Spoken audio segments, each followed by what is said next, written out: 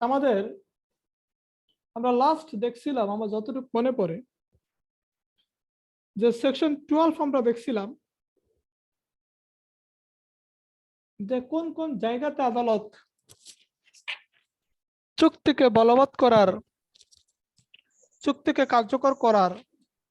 আচ্ছা নাইম ভাই, আমার একটু বলতে পারেন যে এনফোর্সিবিলিটি অফ কন্ট্রাক্ট, এনফোর্সিবিলিটি অফ কন্ট্রাক্ট এটা আসলে কি জিনিস?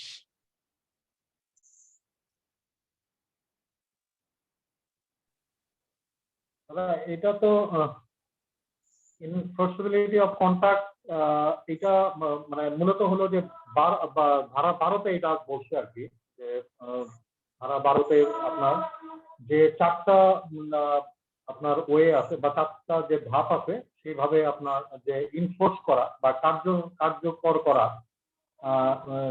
সেটার কথা বলা হচ্ছে বা বলবৎ করা।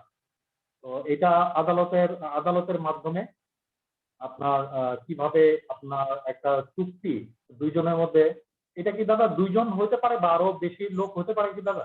হ্যাঁ অবশ্যই। আচ্ছা, দুইজন বা ততোধিক লোকের সাথে কিভাবে এই চুক্তিটা মানে যে চুক্তিটা করছে সেই চুক্তিটা যেন অপরপক্ষ ক্ষতি না, মানে ক্ষতির কারণ না হয়, হ্যাঁ, সেটা আপনার কোর্টের মাধ্যমে, আদালতের মাধ্যমে সেই কার্য সম্পাদনগুলি যে ইনফোর্স করা বা কার্য সম্পাদনের আদেশ প্রদান করা, এটা এই ধারা 12তে আপনার দ্বারা মানে বলা হয়েছে আর কি।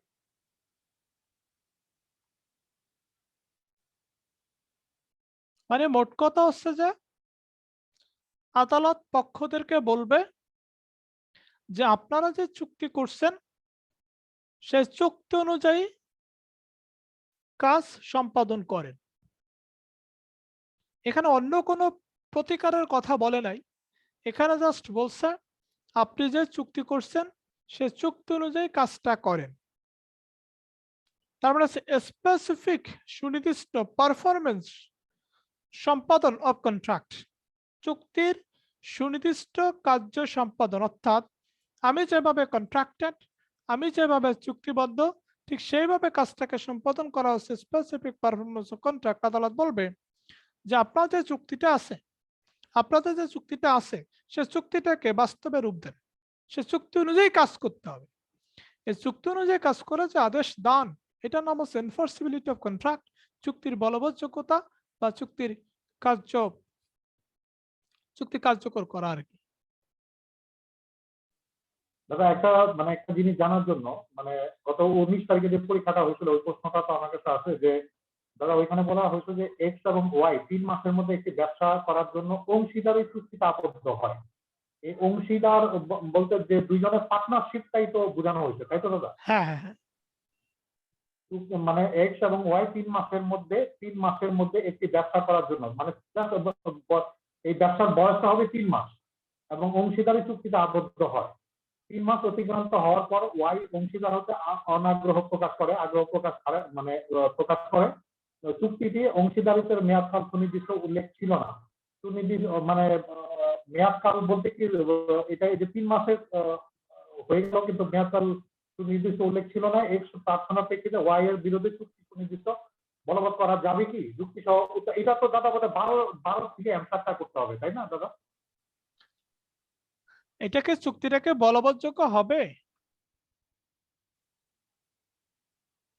12 তো বলছে যে বলবৎযোগ্য হবে, কিন্তু চুক্তিটা কি প্রশ্নটা একবার এই প্রশ্নটা একবার বললে মানে শোনা যায় নাই আর কি। আচ্ছা জুডিশিয়ারি প্রশ্নটা প্রশ্নটা হ্যাঁ, এক্স ও ওয়াই 3 মাসের মধ্যে একটি ব্যবসা করার লক্ষ্যে অংশীদারি চুক্তিতে আবদ্ধ হয়। 3 মাস অতিক্রান্ত হওয়ার আগে ওয়াই অংশীদার হতে অনাগ্রহ প্রকাশ করে। চুক্তিতে অংশীদারিত্বের মেয়াদকাল সুনির্দিষ্টভাবে উল্লেখ ছিল না। এক্স এর প্রার্থনার প্রেক্ষিতে ওয়াই এর বিরুদ্ধে চুক্তিটি সুনির্দিষ্টভাবে বলবৎ করা যাবে কি যুক্তি সহ উত্তর দিন। এটা হলো মূল, মানে ওই 19 তারিখের প্রশ্ন 3-এর খ অংশটা। এটা এটা তো দাদা আসলে একটু বলতেছে, এটা তো যাবে না, এটা তো হলো যে 21-এ আপনার ওই যে যে চুক্তি ব্যক্তিগত এটা যোগ্যতার উপর 21 নির্ভর, হচ্ছে ব্যক্তিগত যোগ্যতার ইয়ে, এটা এটা যোগ্যতার উপর যাবে না নির্ভর দাদা। সেই সেই বিষয়টা যাবে। জি হ্যাঁ হ্যাঁ হ্যাঁ হ্যাঁ, কারণ শর্তগুলো ব্যক্তিগত ইয়ের উপর নির্ভরশীল। আর এটাই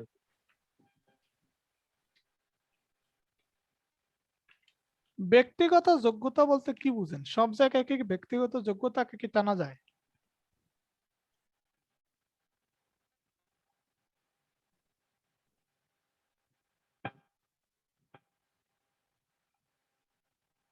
আপনি দেখেন যে এখানে আমরা কয়েকটা পয়েন্ট নিয়ে আসতে পারি। তাহলে আমাদের প্রশ্নটা হচ্ছে এক্স ও ওয়াই 3 মাসের মধ্যে বললো যে তারা একটা অংশীদারি বিজনেস করবে, কিন্তু মানে একটা চুক্তিতে আবদ্ধ হলো। কিন্তু আসলে আমরা জানি যে পার্টনারশিপ বিজনেসের একটা সময়সীমা উল্লেখ করা থাকে, আর সময়সীমা উল্লেখ করা না থাকলে আদালতের তত্ত্বাবধানে সেটা বিলোপ সাধন হয়। এখানে কত সময়ের মধ্যে পার্টিরা অংশীদারি চুক্তি থেকে বা এই অংশীদারি ব্যবসা থেকে বের হয়ে আসতে পারবে, এটা কিন্তু সুনির্দিষ্টভাবে বলা নাই।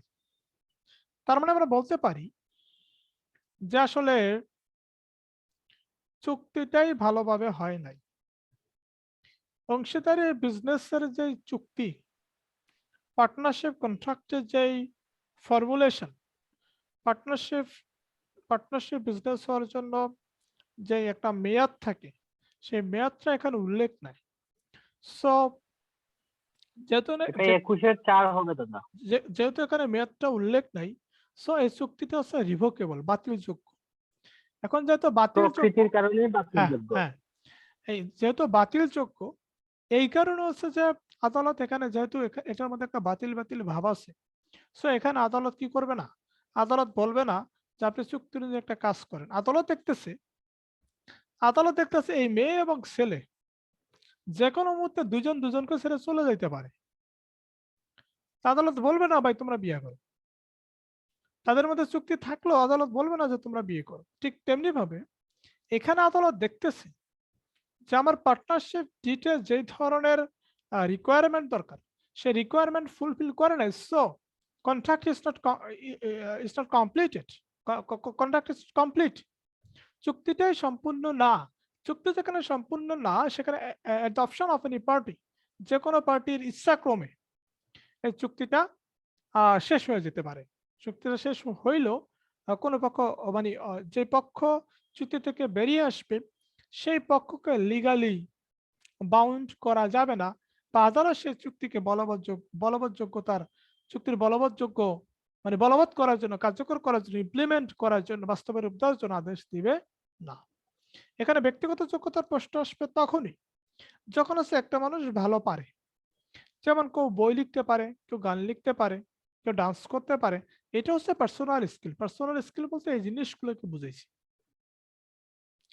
এখানে পার্সোনাল স্কিলের বিষয়টা আসতেছে না, বিষয়টা হচ্ছে the contract is revocable in nature, মানে সে কন্ট্রাক্টের নেচারটাই হচ্ছে একটা রিভোকেবল। সাপোজ হচ্ছে ধরেন একটা কন্ট্রাক্ট করার জন্য আমার 10টা এলিমেন্টস দরকার, 10টা উপাদান দরকার। কিন্তু আমি যখন কন্ট্রাক্টটা করলাম তখন হচ্ছে 10টা উপাদানের যে কোনো একটার যদি গ্যাপ থাকে, তার মানে যে কোনো পক্ষ সে কন্ট্রাক্ট থেকে ইজিলি বের হয়ে আসতে পারবে। তাকে তাকে লিগালি বাউন্ড করা যাবে না টু এনফোর্স দ্য কন্ট্রাক্ট।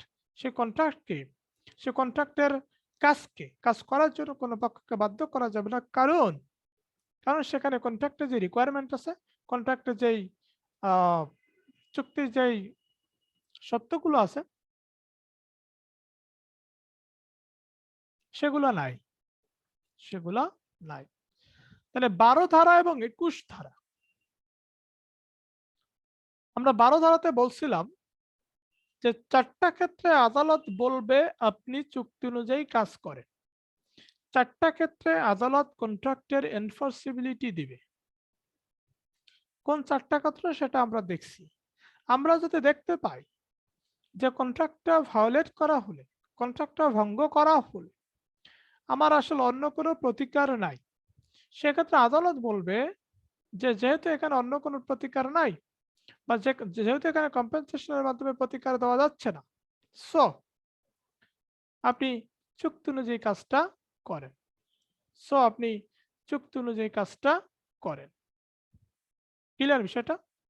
তো এটা হচ্ছে আমার সেকশন 12। সেকশন 12 এর অপোজিটে দাদা দাদা ওই যে 12 যে ধারার যে 1 নাম্বারটা, যে চুক্তিটি যদি ট্রাস্টের অন্তর্ভুক্ত হলে, এইটার কি একটু উদাহরণ দাদা একটু দেওয়া যায়? হ্যাঁ, ট্রাস্ট মানে হচ্ছে বিশ্বাস করে রাখা। আমরা ট্রাস্ট বলতে বুঝি যে আমি আমার কোনো সম্পত্তি আপনার কাছে রাখলাম, 5 বছরের জন্য রাখলাম। আমি বললাম যে এই সম্পত্তিটা আমাকে 5 বছর পরে ফেরত দিবেন, বিনিময়ে আমি আপনাকে স্যালারি দিব বা কিছু একটা দিব, কিছু একটা বেনিফিট দিব। তো ট্রাস্টের নিয়ম হচ্ছে আমি আপনার কাছে যে জিনিসটা রাখবো সেই জিনিসটা আমাকে যেরকম যেরকম আমি রাখছি ঠিক ওই রকমই আমাকে আপনি ফেরত দিবেন। যদি এরকম হয় যে আমি আপনার কাছে একটা প্রপার্টি রাখলাম, the property is trusted to you, আপনার কাছে প্রপার্টিটা আমি ট্রাস্ট করে রাখলাম, তার মানে প্রপার্টি ইজ আন্ডার ট্রাস্ট, প্রপার্টিটা ট্রাস্টের অধীনে আছে, রাইট? তো আমি যখন আপনার কাছে সেই প্রপার্টিটা ব্যাক চাইলাম, সেটা মুভেবল হতে পারে, ইমুভেবল হতে পারে, সেটা স্থাবর হতে পারে, অস্থাবর। আমি যখন প্রপার্টিটা আপনার ব্যাক চাইলাম, তখন আপনি আমাকে সেই প্রপার্টিটা দিতে পারলেন না। সাপোজ আমি আপনার কাছে একটা স্বর্ণের দলা রাখলাম, তো আপনি আমাকে সেটা দিতে পারলেন না। তখন আমি ভুক্তভোগী আদালতে গেলাম, যে আদালত তার সাথে তো আমার ট্রাস্ট হয়েছিল, ট্রাস্ট কন্ট্রাক্ট হয়েছিল, ট্রাস্ট চুক্তি হয়েছিল, এখন সে তো আমার প্রপার্টিটা দিতে পারতেছে না। তো আদালত বলবে যেহেতু এটা ট্রাস্টের অধীন, সেহেতু আপনার দায়িত্ব ছিল এই সম্পত্তিটাকে কোনরূপ ক্ষতি না করা, কোনরূপ এটা রূপ পরিবর্তন না করা।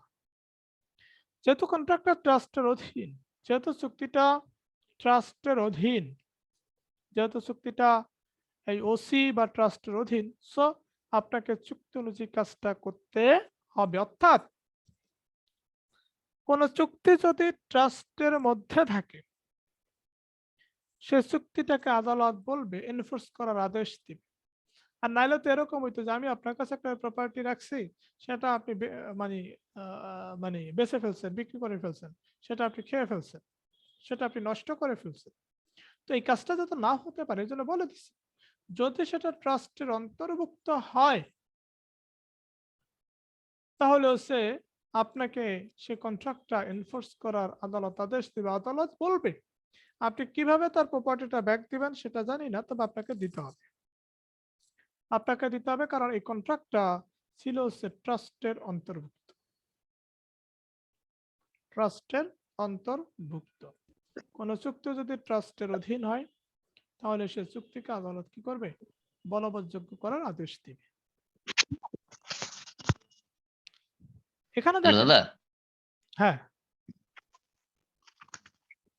দাদা এই প্রসঙ্গে আমার একটু কথা ছিল, যে সেটা হ্যাঁ, হচ্ছে যে সুন্দর প্রতিকার আইনের উপর ভিত্তি করে, যেমন আদালত যদি স্থাবর সম্পত্তি যদি না হয়, বিশেষ করে বা যদি অন্য কিছু প্রমাণিত হয়, বা স্থাবর সম্পত্তি যদি না হয়, তাহলে সেই ক্ষেত্রে আদালত ধরে নেবে যে কোনো কিছুর বিনিময় ছাড়া, এই মানে অর্থাৎ এই চুক্তিটি স্মরণ ছাড়া এর কোনো বিকল্প কোনো ওয়ে নাই। হুম, কিন্তু এখানে যেমন কারো কাছে যদি কোনো কিছু কারো কাছে যদি কোনো কিছু রাখে, বিশ্বাস করেই কিন্তু রাখে, বা চুক্তি করে ব্যবসা যাই কিছু আমরা করি না কেন, বিশ্বস্ততার কারণেই কিন্তু আমরা রাখি। কিন্তু বিষয়টা যদি এরকম হয়, যেমন এই ৪ টা যে উপায় আছে, ১২ নম্বরে ৪ টা জিনিস দেয়া আছে, তার মধ্যে ১ নম্বরটা তো আপনি আলোচনা করতেছেন। বাকি যেগুলো আছে, যেমন সম্মতিমুক্তি কার্য সম্পাদন না করলে যে ক্ষতি হবে, সেটা নির্ণয়ের যদি মানদণ্ড না থাকে। যেমন আপনি গত ক্লাসে একটা বর্ণনা দিয়েছিলেন, উদাহরণ দিয়েছিলেন যে ঘড়ির একটা বিষয়। আমি রেকর্ডিংটা দেখছিলাম। হুম, যে আপনি একটা ঘড়ি রাখছিলেন, ১০ বছর পরে সেটা সে আত্মসাৎ করছে বা বিক্রি করে ফেলছে। সে সেটা দিতে পারে নাই। কিন্তু আদালত তাকে ফেরত দিতে বলছে আরকি। কিন্তু এখন এরকম যদি হয়, কোন স্বর্ণালংকার বা অস্থাবর কোন সম্পত্তি, সেটা তো টাকা পয়সার বিনিময়ে আর্থিক ক্ষতিপূরণের মাধ্যমে তো সেটা কি হওয়া সম্ভব না? মানে অ্যা পূরণ করা কি সম্ভব কিনা? তাহলে আপনি যে কোন কিছু যদি গচ্ছিত রাখা হয় বা ট্রাস্টের অধীনে রাখা হয়, অ্যা তাহলে সেটা যদি সে আত্মসাৎ করে বা সেটা যদি সে নষ্ট করে ফেলে, তাহলে যদি ক্ষতিপূরণ দিতে চায় বা যদি দেয়, তাহলে সেক্ষেত্রে কি হবে? আদালত যদি দেখতে পায় যে টাকা পয়সার মাধ্যমে ক্ষতিপূরণের মাধ্যমে প্রতিকার সম্ভব, তখন তো বলবে ঠিক আছে আপনি তাকে টাকা দিয়ে দেন। প্রপার্টিটার নেচারটাই যদি আমি এরকম হয় যে কাছে জানার উদ্দেশ্য হলো এটা যে গত ক্লাসে আপনি যে উদাহরণটা দিলেন, এক্সাম্পল এরকম যদি একটা উদাহরণ আমাদের সামনে আসে, যে সে কিছু বলল না যে ওসি বা ট্রাস্টে যে একজন কারো কাছে আমি বা এক্স ওয়াই এর কাছে জিম্মাদার হিসেবে যদি জিম্মাদার যদি উল্লেখ থাকে বা ট্রাস্ট করে যে একটা জিনিস রেখে রাখছে, কিন্তু সে আসার পরে বা ৫ বছর মেয়াদের পরে সে সেই জিনিসটা দিতে অস্বীকৃতি জানাচ্ছে, অথবা সেটা সে অন্য কোনো কাজে ব্যয় করছে বা পার্সোনাল কাজে সে খরচ করে ফেলছে। সেই ক্ষেত্রে এরকম যদি একটা উদাহরণ দিয়ে আমাদের যদি সমস্যামূলক প্রশ্ন দেয়, সেক্ষেত্রে কি আমরা এটা বাস্তবায়ন যোগ্য লিখবো না কিনা সেটা জানার আসলে মূল বিষয়টা হচ্ছে এটা যে আমরা তখন কি করব? এখানে যদি মানে সরাসরি ট্রাস্টকে নিয়ে আসে, তো জি, জি। প্রথমত সরাসরি ট্রাস্টকে নিয়ে আসলে এটাকে আদালত এনফোর্স করবে। দ্বিতীয়ত আমার ফ্যাক্টে যদি বলা থাকে যে ক্ষতিপূরণের মাধ্যমে প্রতিকার দেওয়া সম্ভব, তখন তো আদালতের চুক্তিটাকে এনফোর্স করবে। মানে হচ্ছে যে এখানে কম্পেনসেশনের মাধ্যমে দেওয়া সম্ভব কিনা, এই জিনিসটা মাথায় নিয়ে আদালত তখন সিদ্ধান্ত দিবে যে কি করবে।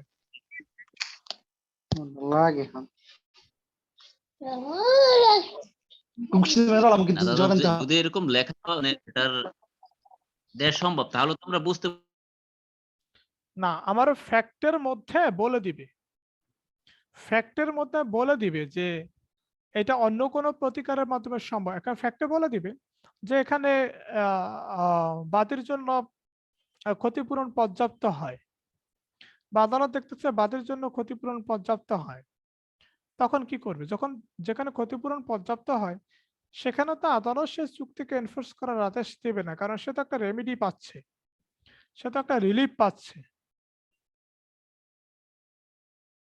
সেটা যদি ট্রাস্টের অন্তর্ভুক্ত হয়, এখন যদি দেখলো যে কাজটা ট্রাস্টের অন্তর্ভুক্ত, ওকে ফাইন, ট্রাস্টের অন্তর্ভুক্ত, কিন্তু ট্রাস্টিদের যে পাওয়ার আছে, ট্রাস্টিদের যে ক্ষমতা আছে, সে ক্ষমতার বাইরে গিয়ে ট্রাস্টিরা কাজ করছে। এখন আদালতের সামনে আসলো, আদালত দেখলো the power of the trustee, ট্রাস্টিদের যে ক্ষমতা আছে তারা ক্ষমতার বেশি ব্যবহার করছে, উক্ত চুক্তিতে যে ক্ষমতা ছিল সে ক্ষমতার অতিরিক্ত ব্যবহার করছে। আদালত বলবে যেহেতু অলরেডি ট্রাস্টিরা ক্ষমতার অতিরিক্ত ব্যবহার করে ফেলছে এবং সেটা শুধুমাত্র চুক্তির মধ্যে সীমাবদ্ধ নাই, সো যেহেতু চুক্তিটার মধ্যে কোনো শৃঙ্খলা নাই এখন এই মুহূর্তে, সো সে চুক্তিটাকে বলবৎযোগ্য করার আদেশ দিবে না। মানে হচ্ছে একটা হচ্ছে যে ট্রাস্টের অধীন, আরেকটা হচ্ছে যে ট্রাস্টের অধীন আছে বা ট্রাস্টিগণ তাদের যে ট্রাস্ট পাওয়ার আছে তার সাথে বেশি ব্যবহার করছে। দুইটা প্রেক্ষাপটে আদালত যদি দেখে যে ক্ষতিপূরণের জায়গা দিয়ে পূরণ সম্ভব, সেক্ষেত্রে আদালত কি করবে? সেক্ষেত্রে আদালত বলবে ঠিক আছে, তাহলে যেহেতু ক্ষতিপূরণের মাধ্যমে দেওয়া সম্ভব, সো ক্ষতিপূরণ দিয়ে দিলে তো আর কন্ট্রাক্টর এনফোর্সিবিলিটি থাকতেছে না, কন্ট্রাক্টর বাস্তবে রূপ দেওয়া লাগতেছে না। কিন্তু যদি দেখে যে না, এখানে ক্ষতিপূরণ দিয়েও প্রতিকার দেওয়া সম্ভব না, সেক্ষেত্রে আদালত বলবে ট্রাস্টের যে নিয়ম ছিল, ট্রাস্টের যেই রুল ছিল, আপনাকে ট্রাস্টের নিয়ম অনুসারেই সেই ট্রাস্টকে সে চুক্তিকে কার্যকর করতে হবে, সে চুক্তি অনুযায়ী কাজটা করতে হবে। অর্থাৎ প্রেক্ষাপটটা হচ্ছে যে এখানে ক্ষতিপূরণ প্রতিকার হচ্ছে কিনা, ক্ষতিপূরণ প্রতিকার হচ্ছে কিনা। দাদা এটা কি কোনো পার্টির মানে দুই পার্টি যে ক্ষতিগ্রস্ত পার্টি তার থেকে সম্মতি নিবে না আদালত যেটা বলবে সেটাই মেনে নিতে হবে? যে হচ্ছে ক্ষতিগ্রস্ত পার্টি সে তো একটা রিলিফ চাবে, সে রিলিফ চাবে, তার রিলিফের এগেনস্টে সে যুক্তি দিবে। তারপরে আদালত যদি দেখে যে না আসলে ক্ষতিপূরণ দিয়ে এটা সমাধান সম্ভব, তখন আদালত বলবে না, এখানে যেহেতু ক্ষতিপূরণ প্রতিকার হচ্ছে, সো আসলে মানে মানে বিষয়টা কি এরকম যে ক্ষতিগ্রস্ত পক্ষ যা যা চাইবে তাই হবে। না, ক্ষতিগ্রস্ত পক্ষ তো just তার দাবিটা জানাইছে, দাবির প্রেক্ষিতে সে কাজ হবে, ঠিক না?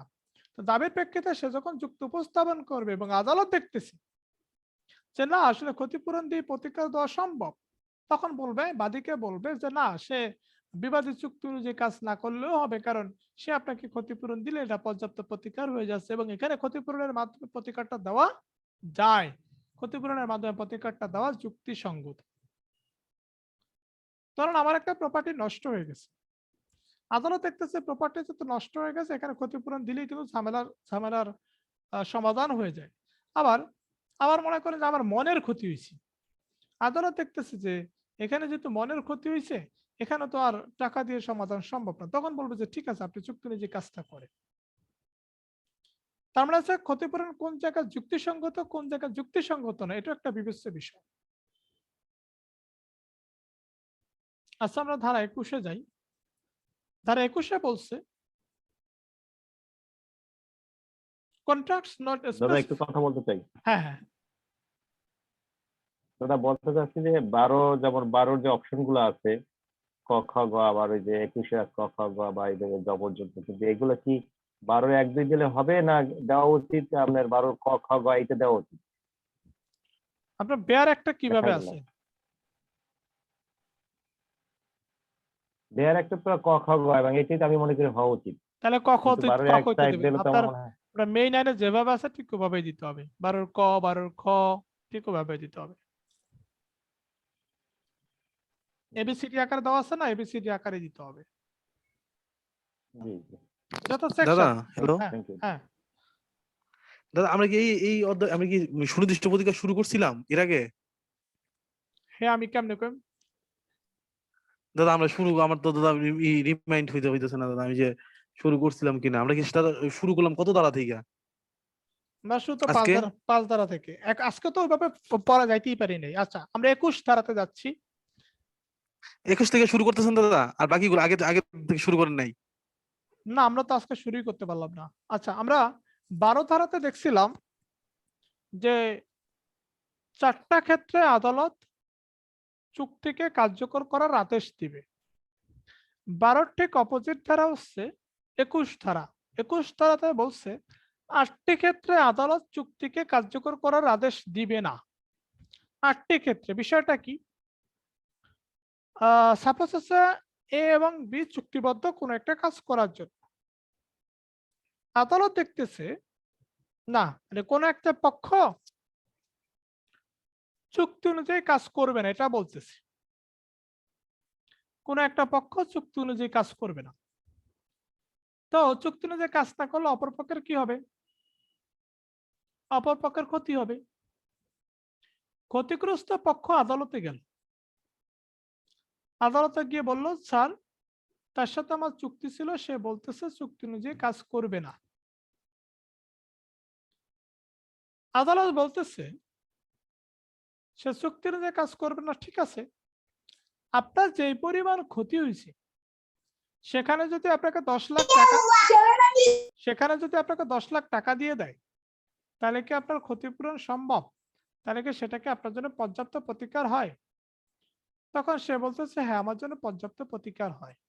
তখন সে বলতেছে তাহলে সে চুক্তি অনুযায়ী কাজ করবে না, যেহেতু আপনার জন্য ক্ষতিপূরণটা পর্যাপ্ত প্রতিকার হয়ে যাচ্ছে। অর্থাৎ যেখানে ক্ষতিপূরণের মাধ্যমে প্রতিকার দেওয়া যায়, অর্থাৎ যেখানে ক্ষতিপূরণটা পর্যাপ্ত প্রতিকার হয়,